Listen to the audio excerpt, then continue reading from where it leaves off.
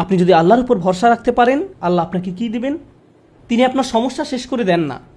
এই পৃথিবীর জীবনে আপনি কখনো সমস্যা ছাড়া থাকতে পারবেন না।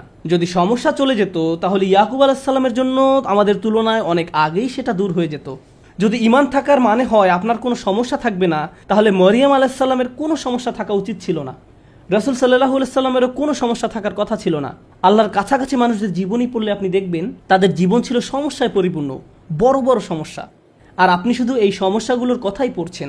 আপনি পড়ছেন তারা কিভাবে একটা সমস্যা থেকে আরেকটা সমস্যা জীবন অতিবাহিত করে গেছেন। আল্লাহর একজন মহান রসুল ছিলেন ইউসুফ আলাইহিস সালাম। তার জীবনের দিকে তাকালে দেখবেন ছোটবেলা থেকেই তিনি সমস্যায় আক্রান্ত ছিলেন। তাহলে আমি এই প্রশ্নটি বারবার করছি, আল্লাহ তাহলে আপনাকে কি দিচ্ছেন?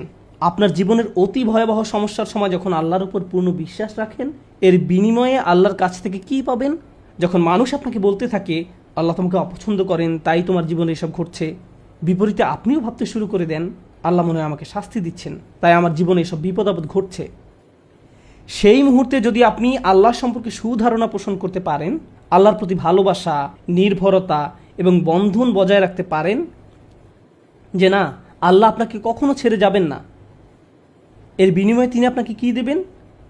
তিনি সে লোকের হৃদয়কে পথ দেখান। আমি আপনাদের গ্যারান্টি দিচ্ছি, যদি আপনার সমস্যা চলে যায়, যদি সে সমস্যাটা অর্থ সংক্রান্ত হয়ে থাকে, এরপর অর্থ আসতে থাকে, যদি এটা পারিবারিক সমস্যা হয়ে থাকে এবং সমস্যাটা দূর হয়ে যায়, এই দুনিয়ার কোনো অর্জনই সেই একটা গিফটের তুলনায় কোনো মূল্য বহন করে না। আর সে একটি গিফট হলো ইয়াহদি কলবাহু, তিনি সে লোকের হৃদয়কে পথ দেখান। আপনার অন্তরে প্রশান্তি থাকবে, জীবনে যাই ঘটুক না কেন আপনার মুখে তখনও হাসি থাকবে। তখন মানুষ আপনার দিকে তাকিয়ে বলবে, আরে তুমি হাসছো কেন? তুমি কিভাবে ঠিক আছো? দেখো না তোমার কি অবস্থা হয়েছে। আপনি তখন বলবেন, হ্যাঁ সব ঠিক আছে। যদি আপনি এই আচরণ রপ্ত করতে পারেন, এমন অনেক মানুষ রয়েছে যাদের টাকার কোনো অভাব নেই, তারপরেও তারা ঘুমাতে পারে না। আপনার কল্পনায় যেসব কিছু মানুষের জন্য সুখ নিয়ে আসার কথা তার সবই তাদের আছে, কিন্তু তবু তাদের মানসিক শান্তি নেই। তাদের নেই সেটা, তারা নিজেদের উপর খুশি নয়, বিভিন্ন রকম ড্রাগ এবং মদ পান করে, বাস্তব দুনিয়া থেকে নিজেদের সরিয়ে রাখে। তারা বাস্তবতার মুখোমুখি হতে পারে না।